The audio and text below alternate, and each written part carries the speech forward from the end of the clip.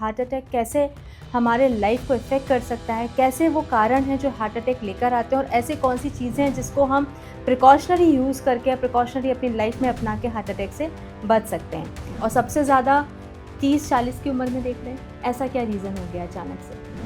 आप अपने घर के आसपास या अपने घर में जो भी छोटे बच्चे हैं, सो आप देखेंगे फैमिली क्या कर रही है। फैमिली बोल रही है कि बेटा खाओ, बेटा खाओ, बहुत पतले दिख रहे हो। जो चाइल्डहुड ओबेसिटी है वो आगे जाके प्रॉब्लम क्रिएट करने वाली है, specially like it will be a risk factor for the heart. ये जो बहुत अच्छे योगाचार्य रहे हैं, उन्होंने बहुत अच्छा सात्विक जीवन जी रहे हैं, उनको भी ऑल ऑफ सडन मॉर्निंग में वॉक के लिए निकले, योगा कर रहे हैं और अटैक आ गया, कार्डियक अरेस्ट आ गया। आई टोल्ड यू ना, it's because of we can not change the genetics.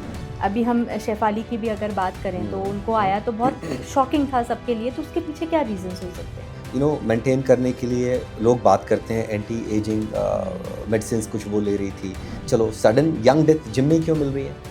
हाँ, मोस्टली जिम में मिल रही है। हम मतलब अगर बात करें तो 80% केसेस में जिमिंग करते हुए मर गया। क्यों? हार्ट रेट नॉर्मल कितना होना चाहिए? तो बुकिश हार्ट रेट इज 72। अब हम बात करें किसानों की, हम बात करें मजदूरों की, इनका हार्ट रेट नॉर्मल कितना होता है? सो जितना कम हार्ट रेट बेस लाइन है वो आदमी उतना उसका स्टैमिना अच्छा है। अभी मैंने कॉफी पिला के आपका हार्ट रेट ही 90 बैठे बैठे कर दिया, तो आप अभी आपके हार्ट को इतना स्ट्रेस दे चुके हो कि वो 5 किलोमीटर चल चुका है। अब इसके बाद आपको 5 किलोमीटर और चलना है। रेट्रोस्टेनल बर्निंग है, जलन हो रही है। Most of the cases like जो हमें मिलते हैं वो आदमी सोचता है कि एसिडिटी है। लोगों के मन में है कोविड के बाद में, जो कोविड वैक्सीनेशन हुआ है उसके बाद में ज़्यादा कार्डियक अरेस्ट आने लगे। कोविड जो वायरस था, कोरोना वायरस था। माइंड एंड माइंड के एक और एपिसोड में आप सभी का स्वागत है। और हम सब जानते हैं कि हार्ट हमारे लिए बहुत इम्पॉर्टेंट है और पिछले 2 सालों में हार्ट अटैक की जिस तरीके से हम एपिसोड्स देखते जा रहे हैं वो कहीं ना कहीं हमारे दिल को भी झिझोड़ देते हैं। तो ऐसे ही कुछ और भी रहस्यमय बातों के लिए आज हमारे बीच में हैं डॉक्टर विजय सक्सेना जी। आप MD मेडिसिन हैं, डायरेक्टर हैं स्मार्ट सिटी हॉस्पिटल के, और बहुत सारी जगह पे आपके बहुत सारे लेक्चर्स रहते हैं और बहुत सारे लोगों को आप अवेयर करते हैं। आज हम लोग बातचीत करेंगे कि हार्ट अटैक कैसे हमारे लाइफ को इफ़ेक्ट कर सकता है, कैसे वो कारण हैं जो हार्ट अटैक लेकर आते हैं और ऐसे कौन सी चीज़ें हैं जिसको हम प्रिकॉशनरी यूज़ करके या प्रिकॉशनरी अपनी लाइफ में अपना के हार्ट अटैक से बच सकते हैं। सर, हम आपका स्वागत करते हैं हमारे पॉडकास्ट में।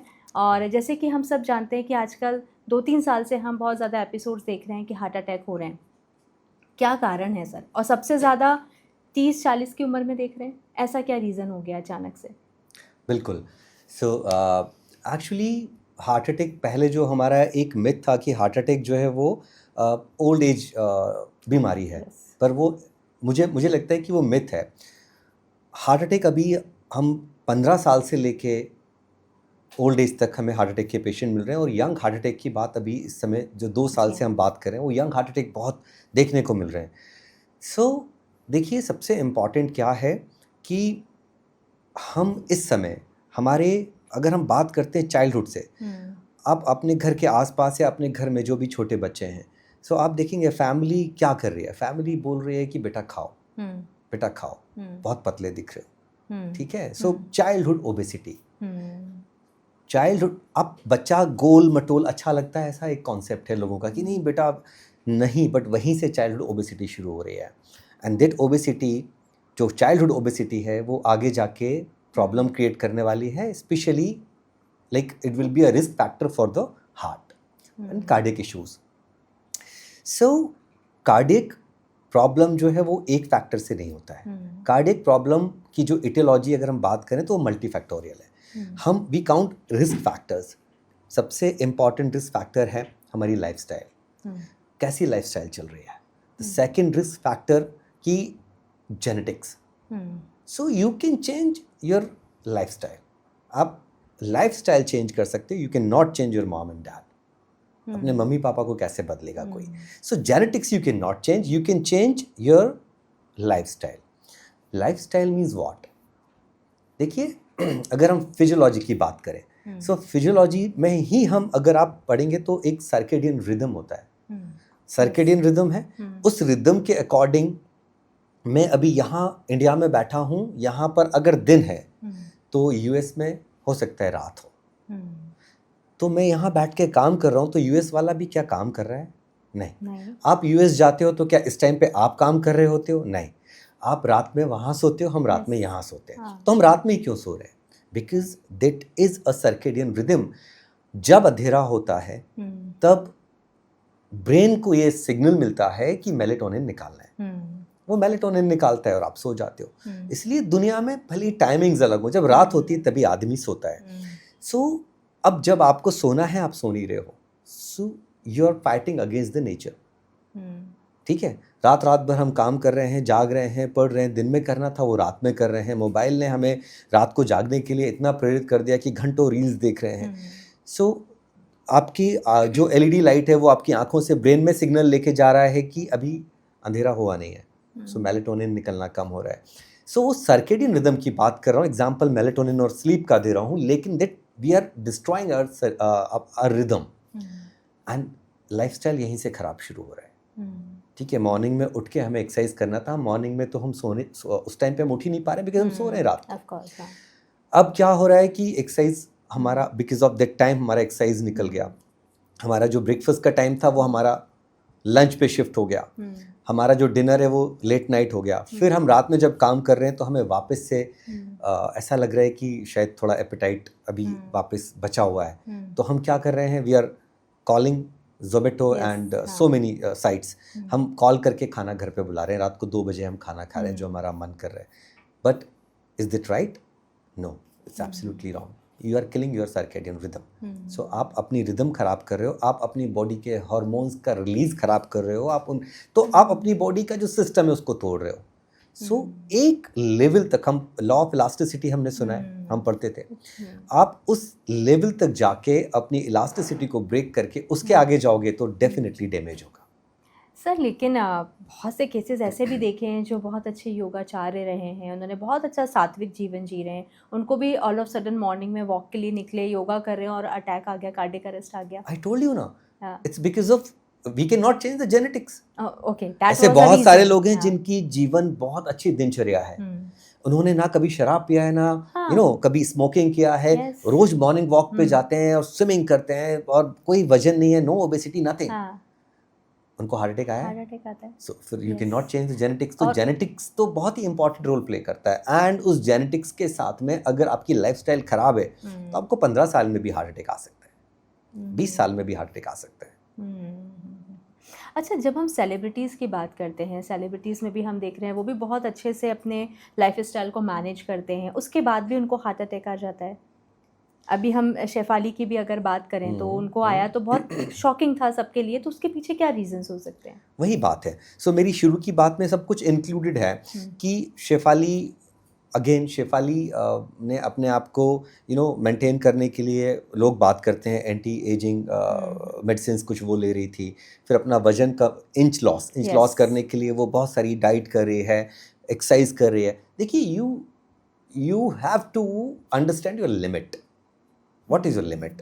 ओवरडू था वहाँ पे, वहाँ नहीं, बहुत सारी जगह पे है। आप बहुत सारे जो सडन जिम में आप, अच्छा चलो सडन यंग डेथ जिम में क्यों मिल रही है?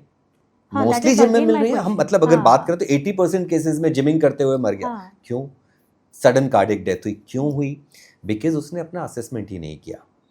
सो असेसमेंट मीन्स व्हाट? असेसमेंट, अभी दूसरा एक जो ट्रेंड हम बात कर रहे हैं ना, जिमिंग, और चाहे शेफाली की बात करें, चाहे उस यंग जनरेशन में हम और लोगों की बात करें, जो जिम कल्चर जो स्टार्ट हुआ है कि हम अपने आप को फिट रखने के लिए जिम जा रहे हैं। सो कॉन्सेप्ट सिर्फ फिट रखना नहीं बचा है, कॉन्सेप्ट अच्छा लगना भी हो गया है। सो हमें अच्छा दिखना है।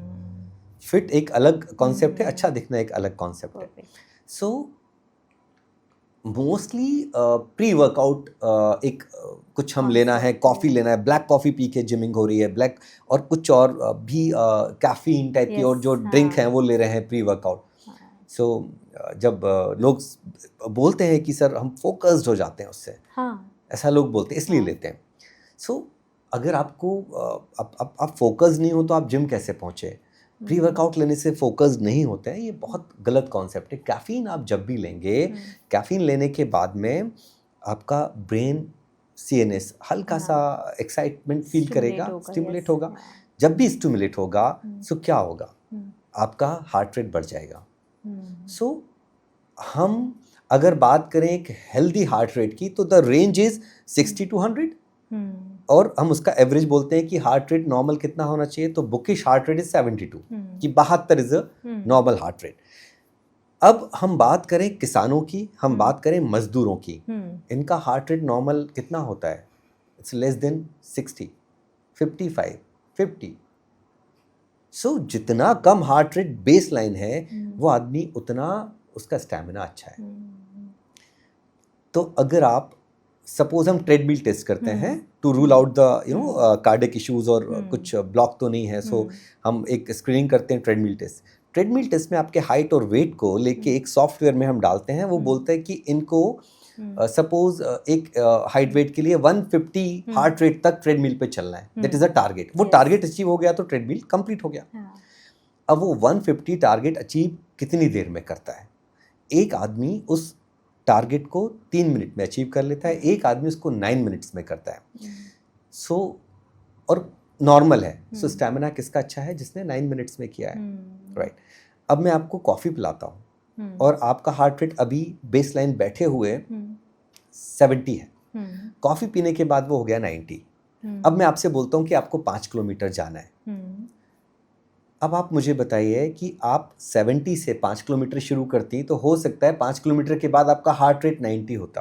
करेक्ट है। अभी मैंने कॉफ़ी पिला के आपका हार्ट रेट ही 90 बैठे बैठे कर दिया, तो आप अभी आपके हार्ट को इतना स्ट्रेस दे चुके हो कि वो 5 किलोमीटर चल चुका है। अब इसके बाद आपको 5 किलोमीटर और चलना है, so you are crossing your limits.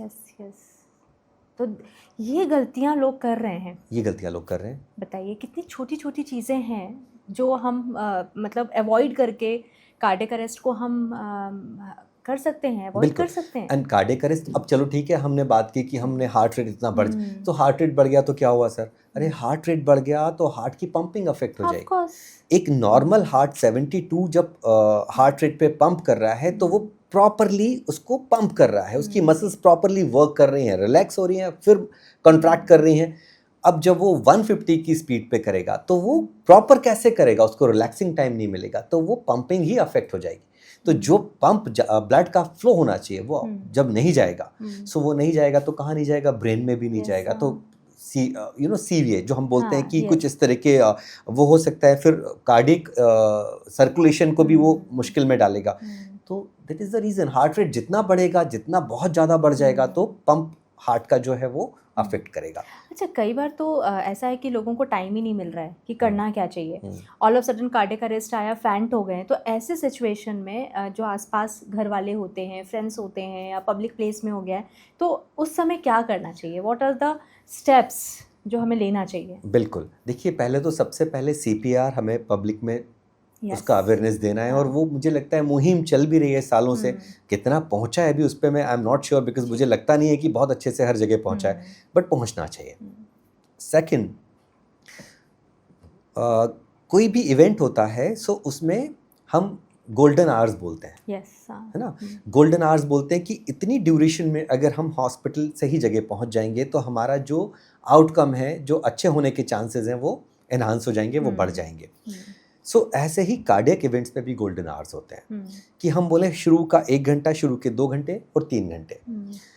अब सबको वो टाइम भी नहीं मिलता है ना? कई बार इतना मैसिव हार्ट अटैक होता है, तो हमेशा ध्यान रखिए हार्ट अटैक सडनली आ गया ऐसा नहीं होता है। हमेशा कुछ ना कुछ वार्निंग साइन होते हैं। जैसे कि हो सकता है टाइटनेस ऑफ चेस्ट फील हो रहा हो, चलो नहीं हो सकता है डिस्नी ऑन एक्सर्शन हो रहा हो, हल्का सांस फूल जाता है थोड़ा चलने पे, ठीक है, रेट्रोस्टनल बर्निंग है, जलन हो रही है। Most of the cases like जो हमें मिलते हैं वो आदमी सोचता है कि एसिडिटी है, गैस्ट्रिक प्रॉब्लम है, मैंने फलाना मेडिसिन ले लिया था तो मुझे अच्छा लगा, वो दिस इज साइकोलॉजिकल अच्छा लगा, उससे कार्डियक इवेंट नहीं रुका। पर जब और ज़्यादा सिम्टम्स बढ़ जाते हैं, जब बिल्कुल इमरजेंसी आती है, तब लोग हॉस्पिटल की तरफ भागते हैं, तब तक गोल्डन आवर्स निकल जाते हैं, इसलिए कई बार वो फिर डेथ हो जाती है। अच्छा, डेथ नहीं होती है तो डॉक्टर सेव करता है, अगर कार्डियक यूनिट है हॉस्पिटल में सो एंजियोग्राफी करके प्राइमरी एंजियोप्लास्टी कर देते हैं। बट अब 2 चीज़ें हैं, अगर गोल्डन आवर्स में हो जाता है तो हार्ट को डैमेज करने से बचा लिया। अगर गोल्डन आवर्स के बाद पहुंचे सो वो जो टिश्यू है वो या तो मर चुका है या वो हाइबरनेशन में चला गया है। अगर वो मर गया है तो फिर उससे कुछ बेनिफिट नहीं होना है। अगर वो हाइबरनेट हुआ है, हाइबरनेशन में गया है, तो फिर हो सकता है नेक्स्ट फ्यू मंथ्स में वो वापस से रिकवर कर जाए। सो हार्ट का पंप जो डैमेज हुआ है वो हो सकता है वापस आ जाए, थोड़े हद तक रिकवर कर जाए। सो गोल्डन आवर्स का इसलिए इम्पोर्टेंस है। अच्छा सर, जैसे आपने बोला कि प्री सिम्टम्स जो हैं वो दिखते हैं, साइन सिम्टम्स आते हैं, तो वो कितने समय पहले आना शुरू हो जाते हैं? क्योंकि गोल्डन आवर तो ठीक है, हमें समझ में आ गया, लेकिन आपने बोला एसिड को लेकर लोग कंफ्यूज हो जाते हैं, तो वो कितने समय पहले से ऐसे सिम्टम्स लोगों को खुद समझ में आना शुरू हो जाते हैं? देखिए, हार्ट अटैक से पहले की स्टेज हम बोलते हैं angina, stable angina, unstable angina. So angina तो आपको अगर हो रहा है और मान लीजिए अभी 100% ब्लॉक नहीं हुआ है, 99% ब्लॉक नहीं, मोस्टली जब MI होता है ना, सो MI 99, 98, 100% ब्लॉक होने के बाद वो 100% की अभी बिल्कुल ही कॉम्प्रोमाइज़ हो गया और MI हो गया। 70-80% किसी का ब्लॉक पड़ा हुआ है ना, तो वहाँ पे MI नहीं होगा, वहाँ पे एंजाइना होगा। सो वो एंजाइना होने का मतलब है या तो चेस्ट पेन होगा, अगर बैठे बैठे नहीं हो रहा है तो चलने पे होगा। अच्छा, सांस फूलेगा, ज़रूरी नहीं है कि सांस सीढ़ियाँ चढ़ने पे फूल रहा है, हो सकता है समतल पे थोड़ा देर चलने के बाद फूले, पर सांस फूलेगा। तो ये असेसमेंट आपको इस समय पे समझ में आना चाहिए कि हमें चेक करना है। अगर हम ट्रेडमिल करते हैं, ट्रेडमिल की भी फिटनेस आप है कि नहीं वो डॉक्टर असेस करेगा। एग्जैक्टली, हाँ। ट्रेडमिल अगर ज़रूरी है और हमें ट्रेडमिल करना है तो हम ट्रेडमिल करेंगे। ट्रेडमिल अगर पॉजिटिव है then we will go for the angiography. Angiography में अगर कुछ दिखता है सो एंजियोप्लास्टी, और एंजियोग्राफी में कुछ नहीं है सो बढ़िया है, अपने घर जाइए। बट मतलब ये है कि आप अपना स्क्रीनिंग कराइए, बिल्कुल, है ना। ऐसे ही जो हम अभी एक चीज़ में यहाँ पर ऐड कर रहा हूँ कि जो हम कैफ़ीन की बात कर रहे हैं, कैफ़ीन लेने की बात कर रहे हैं, सो देखिए कॉफ़ी अभी आजकल एक नई चीज़ और जेनेटिक स्टडीज़ पे बात हो रही है। हम फार्माकोलॉजी की बुक है, उसमें लिखा होता था इडियोसिंक्रेसी। सो इडियोसिंक्रेसी मीन्स हर व्यक्ति का रिस्पॉन्स हर चीज़ के लिए डिफरेंट हो सकता है। अब हो सकता है एक सिंपल पैरासिटामोल या क्रोसिन की गोली एक व्यक्ति को फीवर ठीक कर दे और वो रिस्पॉन्स दूसरे व्यक्ति में उस तरह से ना मिले। तो इसीलिए हम जेनेटिक स्टडी की बात कर रहे हैं कि हो सकता है कैफीन कुछ लोगों को ठीक हो पर कुछ लोगों के लिए ठीक ना हो सकता है इंटरमिटेंट फास्टिंग कुछ लोगों के लिए ठीक है और कुछ लोगों के लिए ठीक ना हो सकता है जो चीज़ें शेफाली जरीवाला कर रही थी वो जिसको भी फॉलो कर रही थी उन लोगों के लिए ठीक हो, शेफाली के लिए ठीक ना हो। सो ये हमारा असेसमेंट खुद करना पड़ेगा और उसमें यहाँ लगता है डॉक्टर की हेल्प अगर लेनी तो लेनी पड़ेगी और लेनी ही चाहिए। हाँ, ऑफ कोर्स, क्योंकि हम खुद का असेसमेंट नहीं कर सकते हैं। हम उन लक्षणों को नहीं समझ सकते हैं, अपनी बॉडी में जो चेंजेस आ रहे हैं उनको हम शायद पैथोफिजियोलॉजिकल नहीं समझ सकते हैं, तो वो डॉक्टर अच्छे से समझ सकता है। तो यहाँ पे हेल्प लेने में कोई शर्म की बात नहीं है। अच्छा, एक और मिथ है, मैं मिथ ही बोलूँगी, आप क्लियर कीजिएगा। लोगों के मन में है कोविड के बाद में जो कोविड वैक्सीनेशन हुआ है उसके बाद में ज़्यादा कार्डियक अरेस्ट आने लगे हैं। डॉक्टर तपस्या, बहुत ही कंट्रोवर्शियल सवाल है, ठीक है। सो इसका आंसर मैं थोड़ा डिप्लोमेटिकली दूंगा। ठीक है। देखिए, ये बात बिल्कुल सही है कि कोविड के बाद में यंग डेथ ज़्यादा देखने को मिली, पर ये बात भी सही है कि इसको हम सिर्फ वैक्सीनेशन से नहीं जोड़ सकते। करेक्ट है। कोविड जो वायरस था, कोरोना वायरस था, उस वायरस की भी टेंडेंसीज थी कोएगुलेशन सिस्टम को खराब करने की। तो जिसको कोविड हुआ उसके कोएगुलेशन पे फर्क आया हुआ है, अफेक्ट हुआ है। अगर असर हुआ है तो फिर हम वैक्सीन को दोष क्यों दें? Of course. सो कोविड को ही दोष देंगे? सो वैक्सीन को इसलिए दोष भी नहीं देना चाहिए बिकॉज वैक्सीनेशन ने तो हम लोगों को, लाइक हम हेल्थ वर्कर्स हैं, हमें वैक्सीन वही लगा है जिसको हम दोष देने की बात कर रहे हैं। मुझे भी वही वैक्सीन लगा है बिकॉज फर्स्ट जो स्टार्ट हुआ था वैक्सीन का वही वैक्सीन था। सो मुझे भी वही लगा है। तो अगेन वैक्सीनेशन नहीं, कोविड वॉज द कल्प्रिट, ऐसा हमें मानना ही चाहिए क्योंकि अब ये बात से हम बहुत आगे निकल आए हैं, तो अब उस बात पे बार बार जाने का कोई औचित्य भी नहीं है। और अगेन जो लोग जेनेटिकली प्रीडिस्पोज थे, कि जेनेटिक्स जिनका प्रॉब्लमेटिक था, जिनकी फैमिली में टेंडेंसीज थी, जो लोग जिनके रिस्क फैक्टर्स ज़्यादा थे, हो सकता है उन लोगों को ये young may be CVA, may be cardiac problems उभर के आया हो। सो डेफिनेटली जब कोई चीज़ आती है तो कंट्रोवर्सीज तो होती हैं, पर मुझे लगता नहीं है कि हम सिर्फ वैक्सीन को इसमें दोष देंगे। करेक्ट। अच्छा, हम बहुत सारे ऐसे न्यूज़पेपर में देखते हैं और वीडियोस में भी देखते हैं, न्यूज़पेपर में हम लोग बहुत हेडलाइंस देखते हैं कि घोड़ी पे कोई चढ़ा है दूल्हा और उसकी डेथ हो गई ऑल ऑफ सडन, पार्टी में गए हैं, वहाँ पे डांस करते हुए डेथ हो गई है। तो क्या आपको लगता है कि वहाँ पे जो एक साउंड रहता है, उसके वाइब्रेशंस रहते हैं, क्या वो भी हमारे हार्ट पे कोई इम्पैक्ट डाल सकते हैं, या कोई और भी रीज़न हो सकता है? बिल्कुल, देखो रीज़न तो बहुत क्लियर है। जब भी आप कार्डिक इश्यूज अगर कुछ है आपके पास में, ऐसा नहीं है कि नॉर्मल आदमी घोड़ी पे चढ़ा और मर गया। हाँ, ऑफ कोर्स। हाँ, नहीं, देयर मस्ट बी समथिंग। हाँ, मतलब कुछ ना कुछ है जो रहा था। बात वापस हार्ट रेट पे आ जाएगी। सडन, आप जैसे कोई हार्ट का पेशेंट होते हैं तो आप उसको क्या बोलते हो? आप झटके से कुछ मत करिएगा, आप एकदम से मत उठिएगा, आप एकदम से, और आप वॉशरूम में जाएं तो प्रेशर मत लगाइएगा। क्यों? क्योंकि जो भी इस तरह के इम्पैक्ट होते हैं वो इमीडिएटली हार्ट रेट शूट कर देंगे। अब आप जब घोड़ी पे चढ़ने की कोशिश करोगे, आपका हार्ट रेट बढ़ना ही बढ़ना है। फिर आप जो इतना लाउड साउंड है वो आप जब सुनोगे, अब डेफिनेटली आपका हार्ट रेट बढ़ेगा। करेक्ट है। और एक अंदर से एंजाइटी भी होती होगी, एंड हो सकता है कि और भी कुछ ऐसे ड्रिंक्स लिए हों, मल्टीपल चीज़ें हैं, वो एक्साइटमेंट है, वो सडन मूवमेंट्स हैं। सो ये सारी चीज़ें हो सकती हैं। तो इसीलिए मैं जो बात कर रहा था ना कि हम वो सर्केडियन रिदम पे वापस आएंगे, अभी अगली किसी बात पे मैं आपको वापस से लेके जाऊंगा।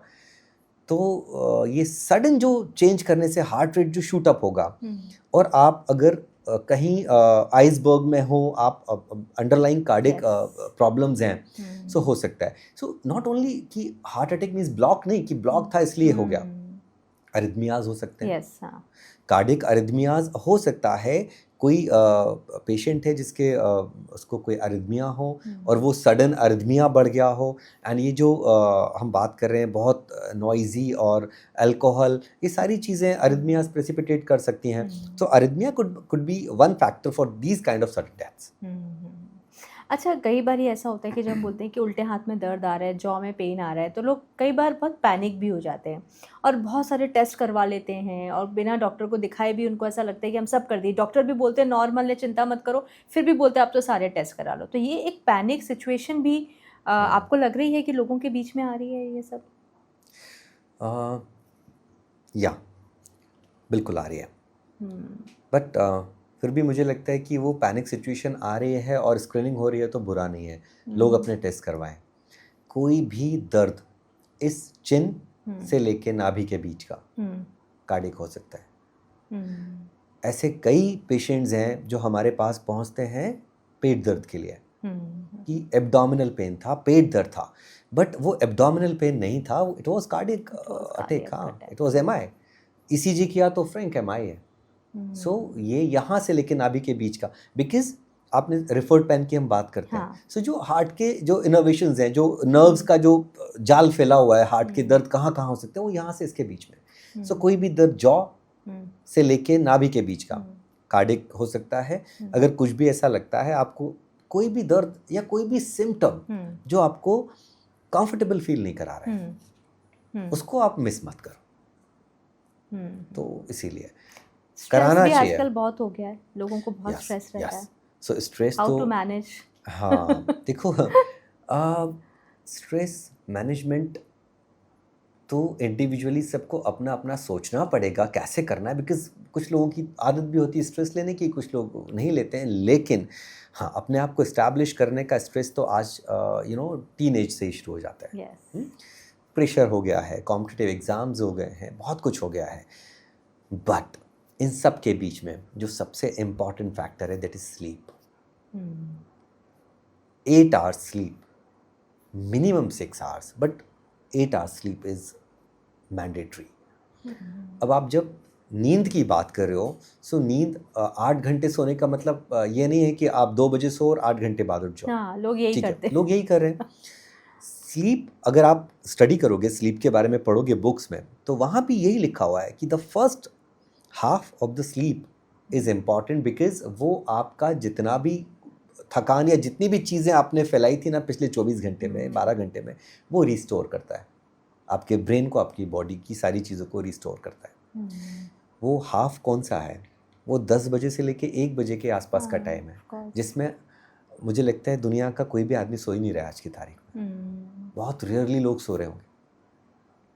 सो वही वो बात फिर से सर्केडियन रिदम पे आ गई कि आप 8 घंटे भी सो, लेकिन 8 घंटे की क्वालिटी स्लीप में भी आपको कोशिश करनी चाहिए कि हम बोल रहे हैं आप 10 बजे नहीं सो सकते, आप 11 बजे सो जाइए, not more than that.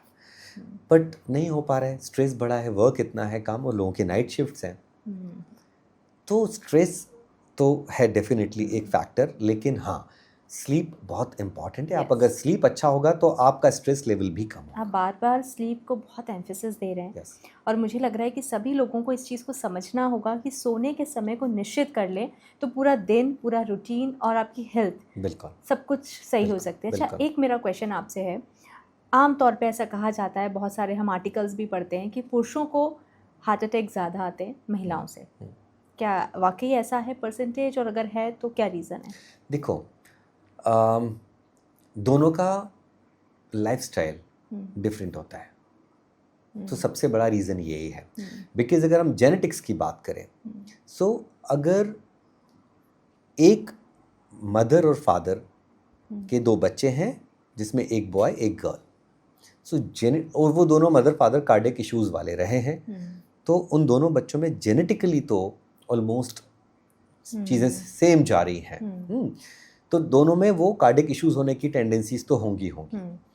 But lifestyle जो है वो बहुत बड़ा फैक्टर है। सो मोस्टली पहले तक तो ऐसा था, अभी तो इक्वल हो गया है कि स्मोकिंग गर्ल्स भी कर रहे हैं, अल्कोहल गर्ल्स भी, पहले नहीं था ऐसा, पहले नहीं था। तो अब अगर आप देखोगे तो आने वाले कुछ टाइम में आपको ये इक्वल मिलेगा।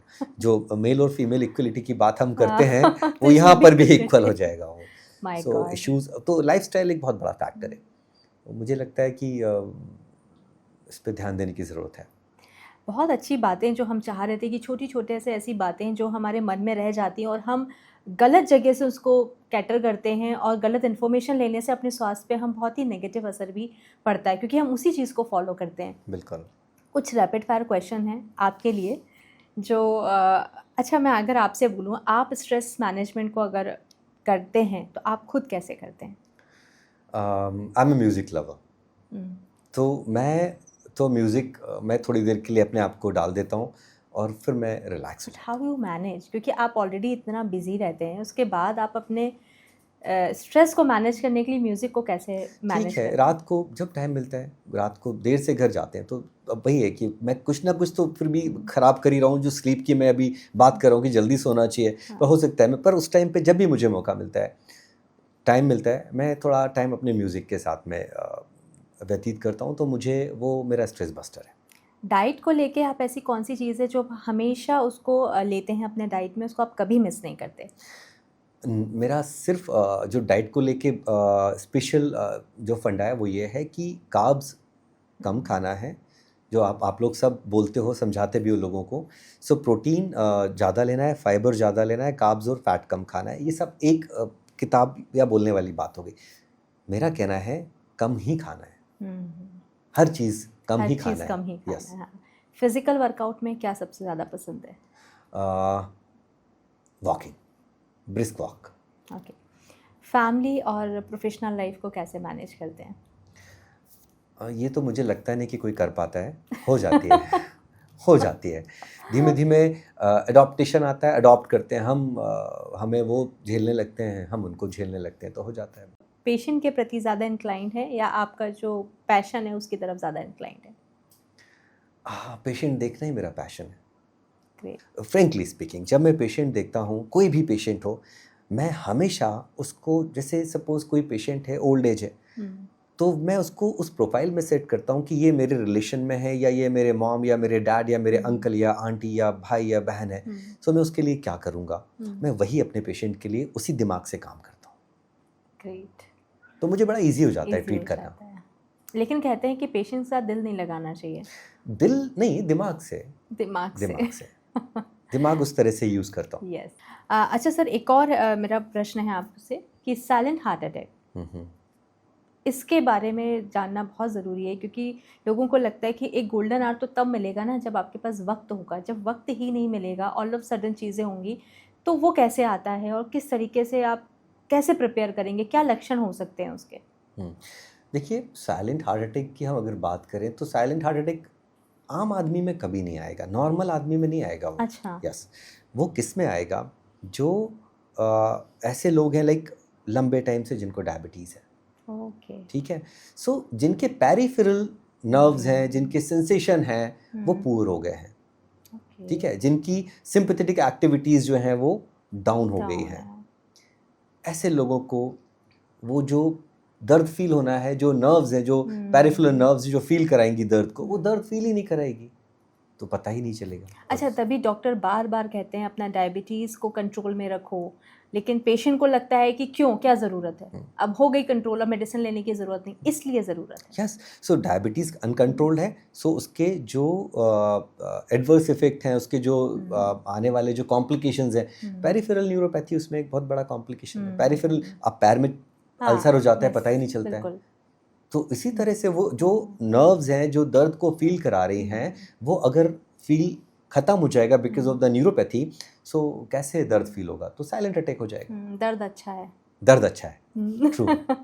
अच्छा, एक और मेरा सवाल है, आमतौर पे हम लोग आसपास सुनते हैं, लोगों से बात करते हैं कि उनको यंग एज है, उनको पेट में कई बार लगता है कि गैस्ट्रिक इश्यूज़ हो रहे हैं। आपने अभी बोला कि चिन से लेके नाभि तक का अगर कोई भी डिस्कम्फर्ट है, पेन है, तो हार्ट अटैक हो सकता है। बिल्कुल। तो ऐसे में जो यंगस्टर्स हैं, उनको क्योंकि उनका जंक फूड होता है या लाइफ स्टाइल अच्छी नहीं है, जो भी रीजंस हैं, तो अगर उनको ऐसे सिम्टम्स हैं तो कौन सा टेस्ट है और कब कब कराना चाहिए सभी को? मतलब ये सभी पॉपुलेशन के लिए मैं बोलूँ तो कब कब टेस्ट कराना चाहिए? राइट। एक तो सबसे पहला मैसेज कि जंक फूड जितना हो सके अवॉइड करें। सेकंड ये है, अगर गैस्ट्रिक इश्यूज लग रहे हैं, सो आप सबसे पहले देखो कि हमारी फैमिली ट्री में क्या कार्डियक इश्यूज हैं। अगर आपको ये पता है कि नहीं, मेरे मॉम को, मेरे दादाजी को, मेरे नाना जी को, किसी को है फैमिली ट्री में, लाइक जो क्लोज फैमिली ट्री है, मैटरनल पैटर्नल दोनों तरफ से, तो अगर हैं, so I think we should go for the treadmill test. आप टीएमटी कराइए। टीएमटी अगर नेगेटिव है, सो मोस्टली वो आपकी रूल आउट हो जाएगी, स्क्रीनिंग हो जाएगी। ठीक है, तो ये हो गया ट्रेडमिल स्क्रीनिंग के लिए। लेकिन मुझे लगता है कि आप 20, 22, 25 साल के हो गए हैं और आपको एनुअल चेकअप करना चाहिए। यस, सो कंप्लीट अपना ब्लड प्रोफाइल से लेके और अपना कार्डिक प्रोफाइल सब कुछ करना चाहिए। वो annually checkup is important nowadays. ऐसा मैसेज, कोई ऐसा मैसेज जो आप देना चाहते हैं सबको?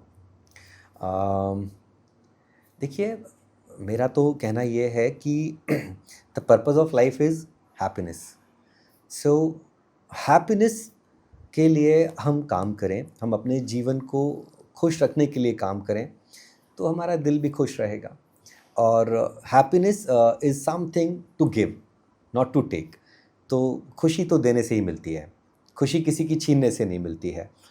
तो अच्छे काम करिए और खुश रहिए, तो दिल भी खुश रहेगा। स्क्रीनिंग करवाते रहिए, सो पता चलेगा कि बीमारी है कि नहीं है, और स्ट्रेस लेने की ज़रूरत नहीं है। That's it. आपने बहुत अच्छी जानकारी दी है और आप समय निकाल कर आए, उसके लिए बहुत बहुत धन्यवाद। Thank you. Mind and mic के आज हमने एपिसोड में ये बातचीत करी कि कैसे हम अपने दिल का ख्याल रखेंगे, और मुझे यकीन है आज के बाद हमारा दिल धड़केगा और धड़कता रहेगा। आप बने रहिए हमारे साथ में, हम फिर मिलेंगे एक नए टॉपिक पे चर्चा करने के लिए। नमस्कार।